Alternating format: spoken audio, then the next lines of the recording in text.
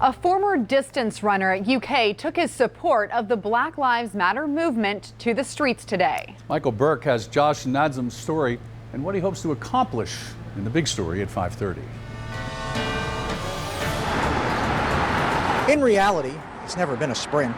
The fight for racial equality has always been and remains a centuries-long marathon. And if there's one person who is experiencing an injustice, then that's too many. So I can't just sit there and act like there's not a problem. So Josh got up and he ran, then ran some more. 1 mile shy of a full marathon from Lexington's Fifth Third Pavilion through Midway on Leestown Road and into Frankfort on Capitol Avenue, even running the steps to finish. Small price to pay for what he and his running mate Gavin are attempting to accomplish. It's an issue that's very personal to me, and a lot of people in my lives have been affected by the things that people are protesting for right now, and it breaks my heart to see everything that's happening.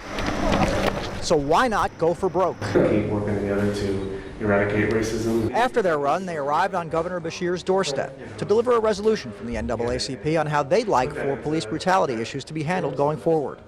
Their final step of the day, probably the biggest. Not knowing the solution is not an excuse to not try. It's about believing that there is a solution.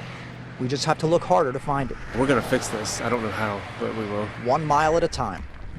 In Lexington, Midway, and Frankfort, Michael Burke, LEX 18 News.